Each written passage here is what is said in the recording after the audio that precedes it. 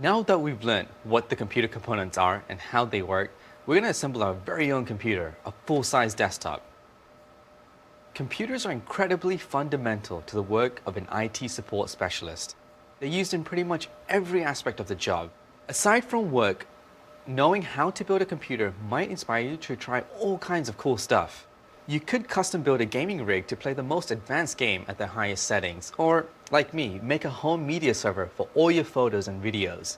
Knowing how to build a computer is a skill that can be useful in lots of interesting ways. Before we get started, let's lay down some ground rules for this ground up build. Sorry, I couldn't help myself. We should think about electrostatic discharge and try to prevent unwanted static from harming our very expensive components. Have you ever rubbed your socks on a carpet then accidentally zapped someone? That's pretty harmless. But if you do that to your new motherboard, you could completely destroy it. So how do we prevent static discharge? We can go about this in two ways. You can touch an electrical device that's plugged in but not powered on. FYI, you should do this every couple of minutes when assembling a new computer. Another option is to wear an anti-static wristband, like the one I have here. Let me get it. You connect the end of the clip to a non-painted metal surface, like your computer, and then you strap it on to your hands, and voila, you're done. While we're on the subject of anti-static safety, I want to call out that when you buy computer parts, they'll come in anti-static bags to prevent accidental static electricity. Be sure to keep them inside the bags until you need to install them on your computer. Now, let's get making this computer. We'll start by laying down the foundation of our computer, the motherboard. Remember, there are lots of different form factors for motherboards, and you want to make sure the one you purchase fits your computer case. We purchased a full-size desktop case and have a full-sized ATX motherboard. On the motherboard, there are lots of screw holes which coincide with the holes in the desktop case too. You want to match up the holes on the motherboard to the holes on the desktop. Once you figure out which holes to use, screw in these standoffs. Standoffs are used to raise and attach your motherboard to the case. In this instance, our case has built-in standoffs. Let's start adding on components.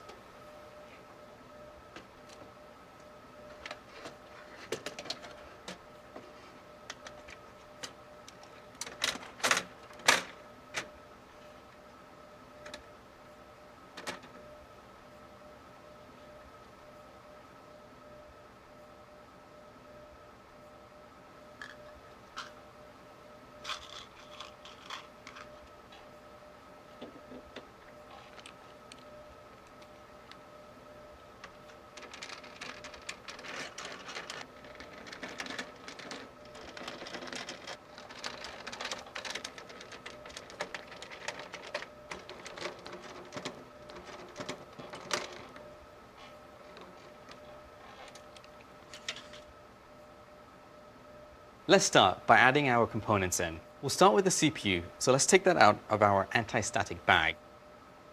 You want to be very careful with these because they're very expensive and you don't want to drop them.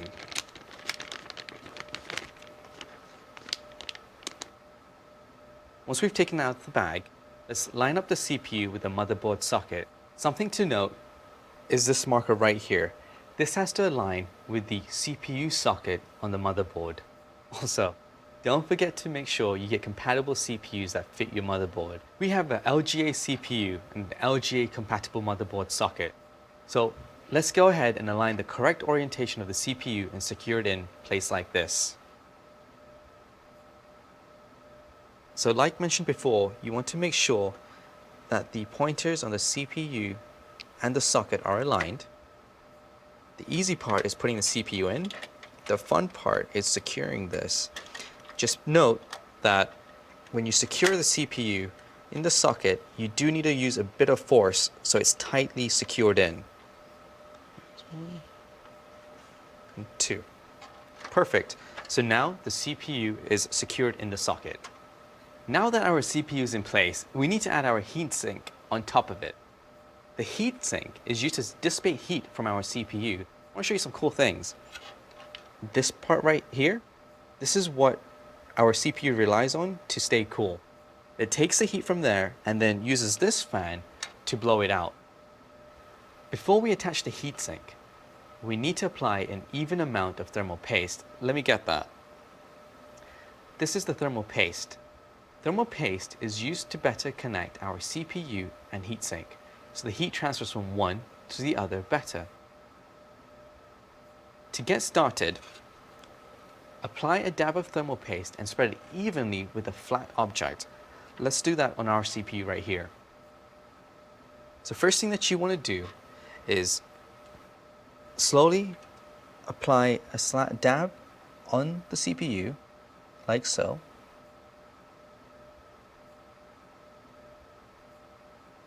Then with a flat object, apply the thermal paste evenly throughout your CPU. So you go halfway right here, halfway right here, halfway right here, and then halfway right here. Just make sure that I spread evenly throughout the CPU. You may have to do this multiple times to get this correct.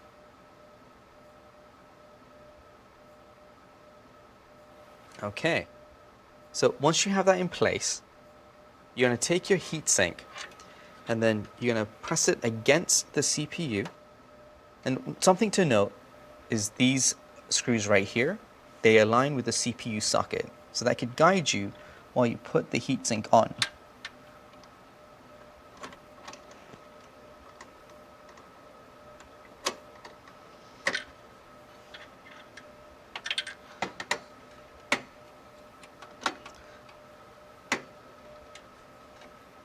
Great. Once you have all 4 sockets aligned, go ahead and get your screwdriver and then tighten down the sockets.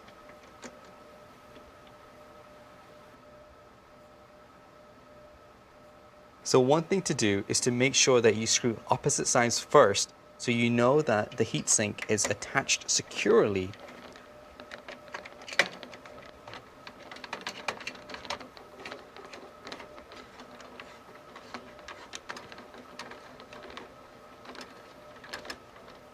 So one thing I like to do again is just to kind of go over my screws to make sure everything is tightened securely.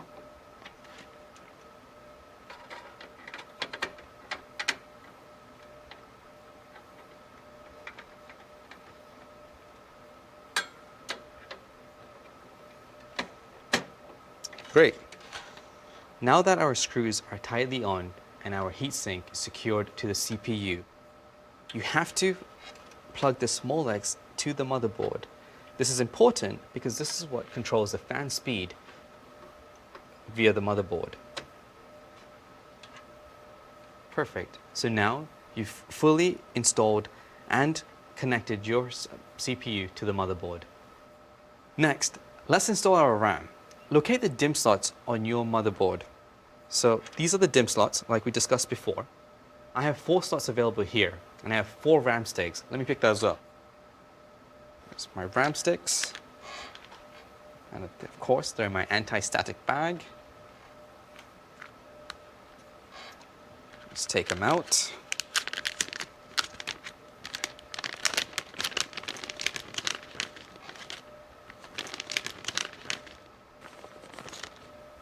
So as mentioned before, this build, we're going to use DDR3 RAM. All right. One thing I like to do before I install my RAM is to make sure that I align these slots with my RAM slots. So that way I'm not going to be forcing those in when it's time to install. So if you see right here, your slots are right in the middle. So something I do is before I put it in, just visually make sure that you got this right, then align the rest of your RAM sticks to the same position, like this. Just want to go like this,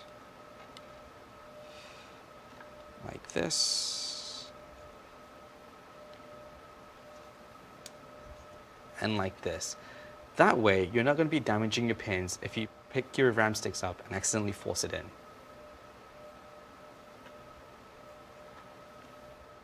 So now we've got that. We're going to put this in this slot right here. Line up the pins correctly and push in the RAM until you hear a click. You know it's secure when both sides of the RAMs are locked in place. And there's something else you should know. Your slots right here, they're both black and white, we're going to stick to using the white slots.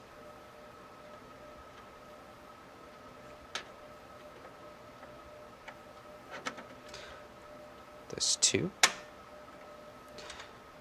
And we're also going to put this one right here.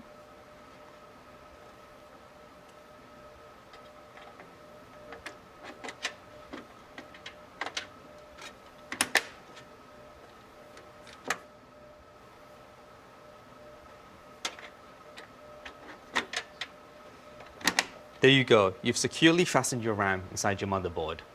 Next, we have our hard drive. In this example, we're using an SSD SATA hard drive instead of a HDD. We just need to use one SATA cable to connect it to our motherboard. So first, I'm going to go ahead and slot this in this cage. This is going to vary from case to case, but this one's going to be easy. All we have to do is just slide it in like so. And normally you'll hear it click like that. Once that's in, we just need to use one SATA cable to connect our SSD to our motherboard. Let me go and get that. So here we go. Here's a SATA cable. So what I'm going to do is I'm going to connect this end to our SSD. I'm going to connect this end to our motherboard.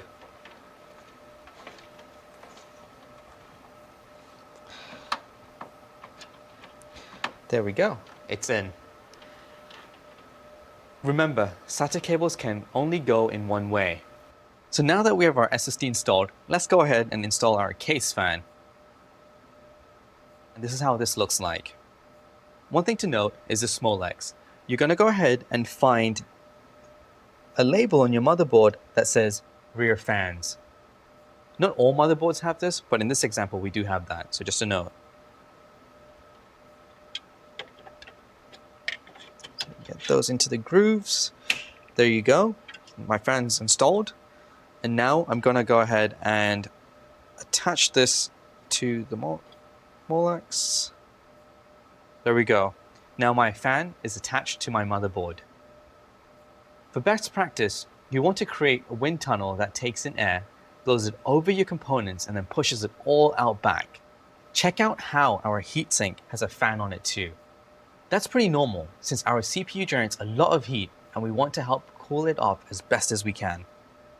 We're almost done. Now we're going to connect our power and test to see if everything's working. So let's grab our power supply. Here we are.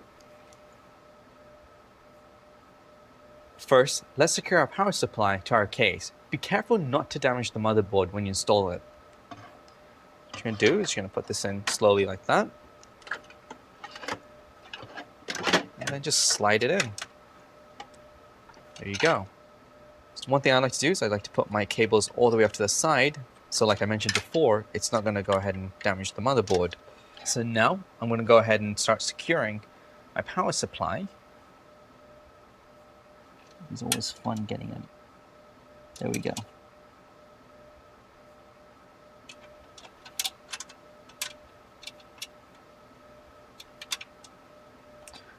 So as you can see, I normally like to go ahead and start with my fingers so it's easier to get in.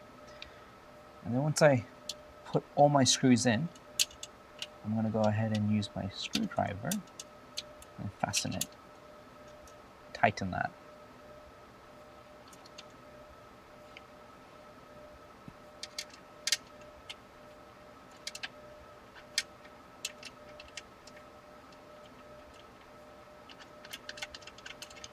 Go. So let's go ahead and tighten our screws right here. So 1, 2,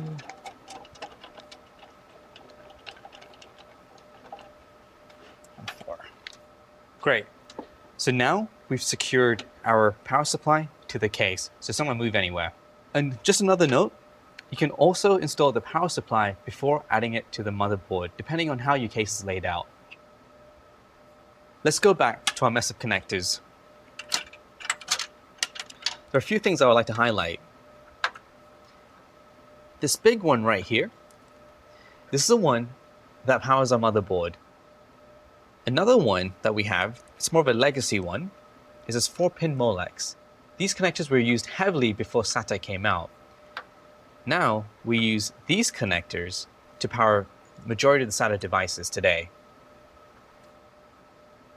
Most modern machines today will probably use SATA power connectors for your hard drives, so it may come with Molex to SATA adapters.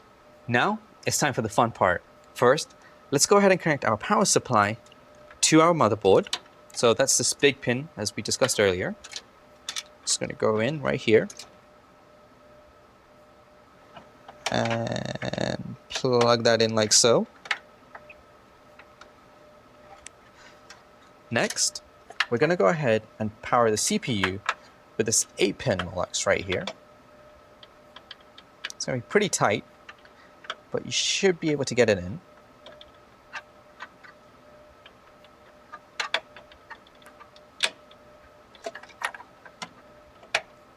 There you go. So what we just did was we have the power supply is powering the motherboard and the CPU. So now that we've hooked up the cable to our CPU and motherboard, next thing that we need to hook up are these cables that are sitting in our case. This is going to vary from case to case, but let's go through it. Some of these cables are used for your case's buttons and lights. So for this one, I'm going to plug these in.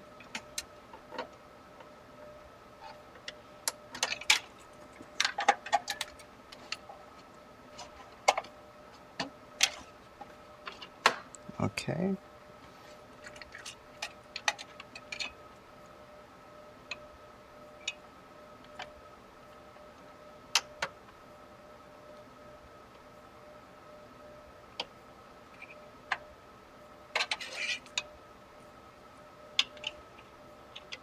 Okay, so our case cables are now secured to our motherboard. One good idea is sometimes your motherboard will come with some guides.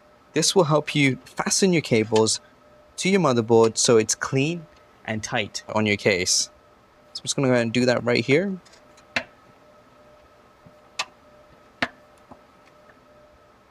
Now that we have our cables securely fastened to our case, let's not forget one more thing, our graphics card. We'll need that so we can output video to our monitor. We're going to plug this graphics card into our PCI Express slot on our motherboard. Just like the RAM, you are going to put a little bit of pressure when you insert this in, so don't feel bad by putting a little bit of pressure and you'll hear it click like this. Once you've done it, you're going to tightly secure it to your case. This is going to vary from case to case. And there you go. Your graphics card has been installed. All right, I think that's it. Let's cover up our computer. First, make sure you take your anti-static bracelet away. Get our case.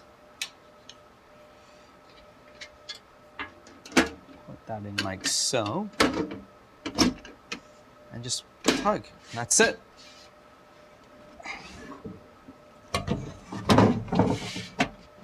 There you go. We finally built our machine. Last but not least, let's connect our monitor, keyboard, and mouse to the desktop. So first, let's get our keyboard. What we're going to do is we're going to connect this USB to the USB port on our desktop. Then we're going to get our mouse, do the same thing, connect this to our USB port.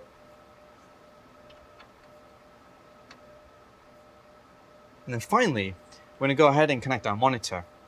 For this monitor, we're going to go ahead and use a DisplayPort cable. I'm going to connect one end to our desktop, like so. Next, I'm going to plug this into my monitor.